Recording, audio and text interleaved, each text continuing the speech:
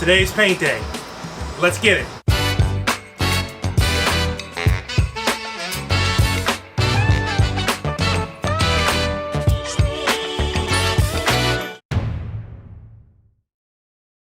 Before I get started, you might be wondering what that loud noise is. Well, let me show you this. The individual we bought this pop-up from was nice enough to give us this air conditioning unit, which I'm just running out the window right now. So my goal today is either to get the painting completely done or just about all the way done. I'll still have to do all the doors, and that's going to be another time. I have a lot to do, so I'm going to get started. But first I'm going to tape up all the areas that don't need to be painted on. I think that's all I can think of for now. The first thing I did is started to tape around the areas that obviously I didn't want to get paint on. The ultimate goal was to pretty much paint every area where there was wood that was visible. It took about 2 coats, even though the paint went on really well. I was not shy with the paint. I got it on there pretty thick for the first coat, and it came out pretty well. But one thing we realized is that it's not as durable as we would like it to be, so I will probably go back at some point and put poly over it.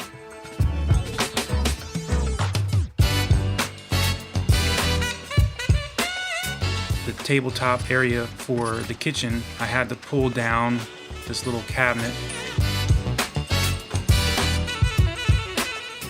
I will say having this little roller was like a game changer. If you ever do a project like this where you're not actually rolling a wall in your house, these little rollers are awesome. There was a little bit of touch up with a smaller paintbrush, which you'll see soon, but it pretty much got the job done where we needed it to.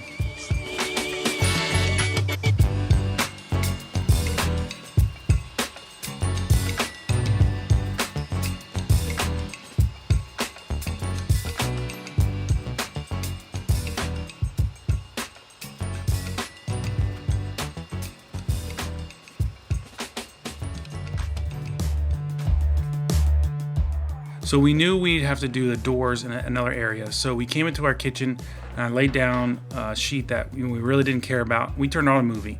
So we were kind of following the same steps we did at our old home. We redid the kitchen there, and we used all of our soup cans and bean cans and that kind of stuff to prop them up. But as you can see, a few of these doors, the plastic covering came right off. Luckily, in a good way. I didn't want to fight it. The doors that it would stay on, I didn't mess with. And luckily, because I was able to pull some of that off, those soaked in the paint so much better than the other doors. But we gave it a good cleaning with some cut crutter, and Martina got started with the brush.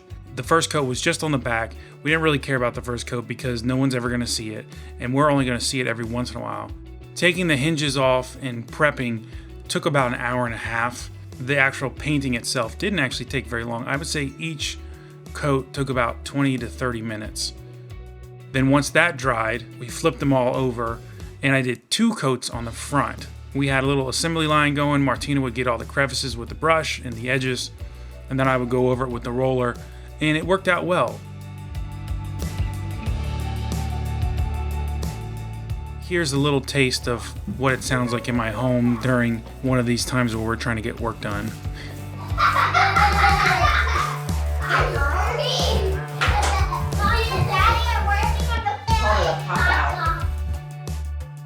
But you can also see in real time how I just slowly approach this, and the doors aren't that stable on top of the can, so I would try to keep one hand on it. If I was applying pressure on one side pushing the opposite direction, I would put my hand on that other side to prop it up. Pretty straightforward.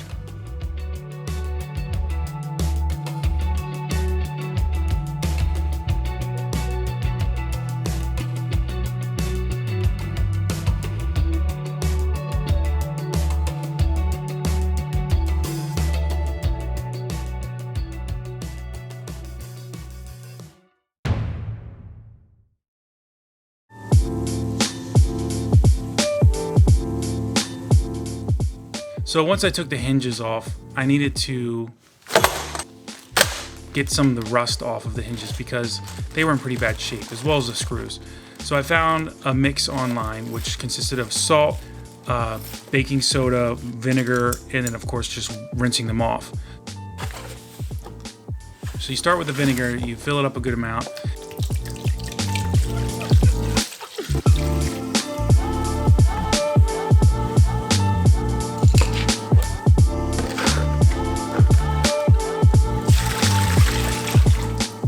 Once you have enough to cover your, rusty parts, put a decent amount of salt in there afterwards, and then find something nearby to stir it with.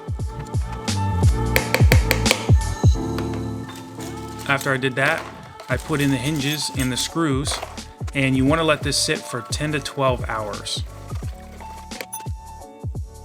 So I will be going into more depth on my Instagram page if you want to go over and see this.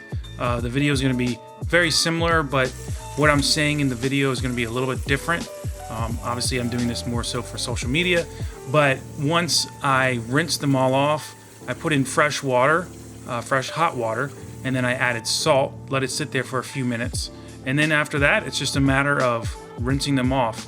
If you have a wire brush, that would work well, but I just used this little cloth. It's like a disposable rag, and just went through and wiped off every single piece. It's a little time consuming, but it gets the job done. Once I was ready for paint, I made sure it was dry to the touch, and I just kind of laid everything out. I have a spray can, which you'll see in just a second here, but I would suggest after doing this, if you're spray painting something small, you would be better off propping it up on a flat surface or hanging it with wire. But I would highly suggest actually putting whatever you're spray painting on something flat that is not the plastic. When I went to pull up each thing I had spray painted, some of the plastic came up with it, which is obviously not what you want.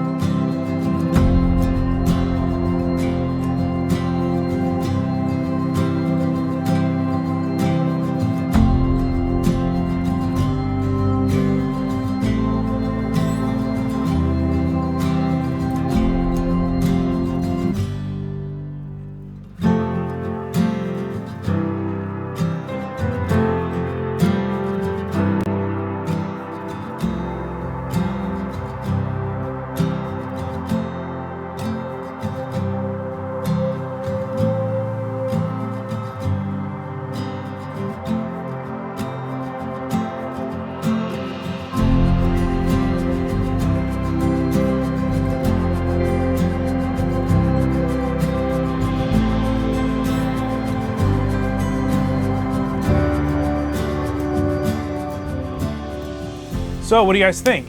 We finally finished the inside, and Martina and I are super excited to go on our first little trip with this. It's only gonna be, I think, for 3 days, so it's nothing too long. It's definitely gonna be an adjustment, not having a bathroom or a full kitchen, all that stuff. But I mean, that's, all part of having a pop-up if you've ever owned one. If you've been following the series, you know that we painted the cabinets, we have recovered all of the cushions, and surprise, we went with a slightly more fun cover for the back cushions. Martina actually used snaps to close these in. Yeah, if you didn't see it, go to my previous video. Here's the link. In that video, I talked all about how to make custom covers for your old cushions without having to spend a lot of money or do anything too difficult. They're not perfect by any means, but I think they look great. Martina was nice enough to come out one day and put down all of the sticky tiles. It was about $12 a box, 12 or 13, and we had, I believe, 4 boxes to cover the floor. So in the grand scheme of things, pretty cheap.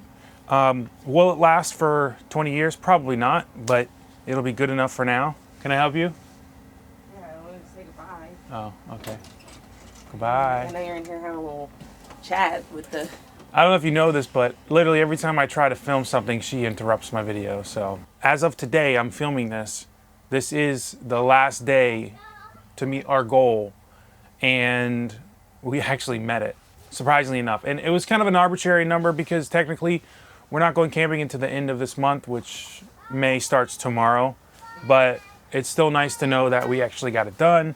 And yeah, it's one less thing on our plate of things to do. We really enjoy doing this kind of stuff, and I hope that these videos have been enjoyable for you guys to watch. I think when we actually go camping, I'm gonna film it and just kind of capture somewhat of a vlog of our time out. And if you're interested in watching that, I appreciate it, but if that's not your kind of thing, no problem. Definitely don't forget to use what you got, and I really hope to see you guys in the next one.